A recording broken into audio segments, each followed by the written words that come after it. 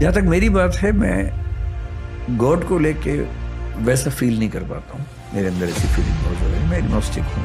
मैं ये मानता हूँ कि दुनिया गॉड ने बनाई है। ऐसा हो भी सकता है, नहीं भी हो सकता है। ये भी हो सकता है कि अपने अंदर में एवोल्यूशन की प्रोसेस।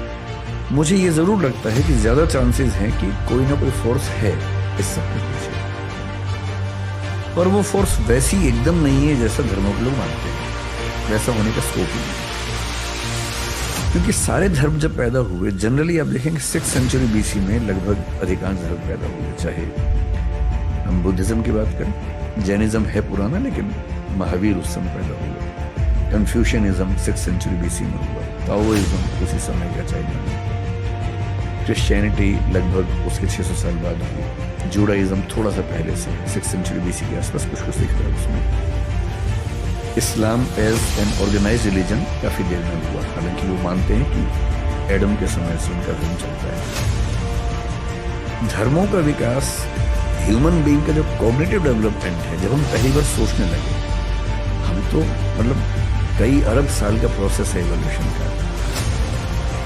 लगभग 1400 करोड़ साल के आसपास का प्रोसेस है, जिसमें पहली बार सोचने वाली स्पीशीज जो बनी हमारी, सोचने का प्रोसेस 70,000 साल पहले शुरू हुआ। सिर्फ 70,000 साल से हम सोच रहे हैं। उसके पहले सोचने की क्षमता नहीं थी, ब्रेन ऐसा नहीं था। पिछले 2,500 साल से फिलोसफी चल रही है, यानी सोचने के भी शुरुआती 67,500 साल में फिलोसफी नहीं है।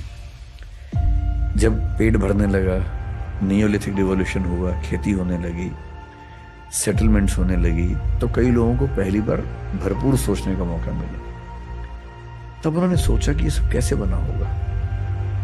इमेजिन किया कि ईश्वर ने बनाया होगा। लंबे समय के बाद इमेजिन किया।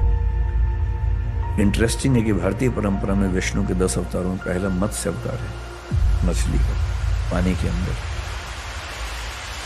एवोल्यूशनिज्म कह रहे कि पानी से ही शुरुआत हुई। पश्चिम में 6th सेंचुरी BC में पहला फिलोसफर पैदा हुआ है, थेलीज बोलते हैं। वो क्या बोल रहा है कि दुनिया पानी से बनी है। ह्यूलिज्म बोलते हैं कि दुनिया पानी से बनी है। मैं जो कहना चाह रहा हूं कि ये सारी फिलोसफीज बहुत ज्यादा प्रभावित हैं इस संसार के अनुभवों से, जबकि सच ये है कि पूरे यूनिवर्स में, अगर मैं इस पूरी दीवार को यूनिवर्स मान लूं, तो जो हमारा पृथ्वी जो हमारी है ना, वो क्या मैं कहूं, एक मच्छर को भी 100 से डिवाइड कर देंगे उतना हिस्सा बनेगा। 1000 से डिवाइड कर। हाँ, इतनी छोटी पृथ्वी के कुछ 1000 साल के अनुभवों से हमने थियरीज बना ली हैं बड़ी बड़ी, कि भगवान, अल्लाह, गॉड। और आप देखेंगे बाइबल में, क्रिश्चियनिटी में ये माना गया कि ईश्वर ने पृथ्वी बनाई, एडम के लिए बनाई। और बाइबल ये मानती है कि पृथ्वी केंद्र में है, सूर्य चक्कर काट रहा है।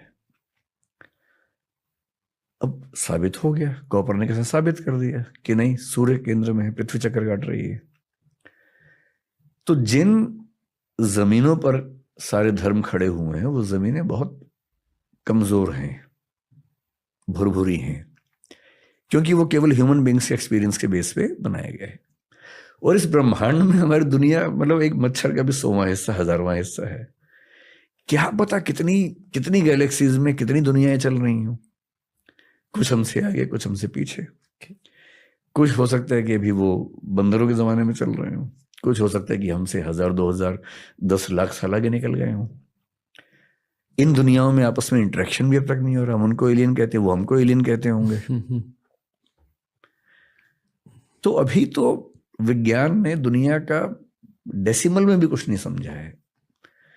अभी से हम ये इंटरप्रेट कर दें कि एक भगवान है जिसने ऐसा ऐसा किया, पॉसिबिलिटी है। एग्नोस्टिक होने का मतलब है कि I accept there stands a possibility of God existing. पर हमारे दुनिया के धर्मों में, दर्शनों में गॉड की जो व्याख्या है बहुत ही बेसिक लेवल की है। पृथ्वी को केंद्र में रख के व्याख्याएं की गई हैं, अपने देश को ध्यान में रख के, अपने समाज को ध्यान में रख के बनाई गई व्याख्याएं। मेरे ख्याल से अल्टीमेट रियलिटी जब भी हमारे सामने आएगी, मतलब हमारी जिंदगी में तो शायद नहीं आएगी, शायद 10-20 हजार साल तक भी ना आए, शायद 1 लाख साल के बाद सामने आए, वो वैसी नहीं होगी जैसी हम सोचते हैं, उससे काफी अलग होगी।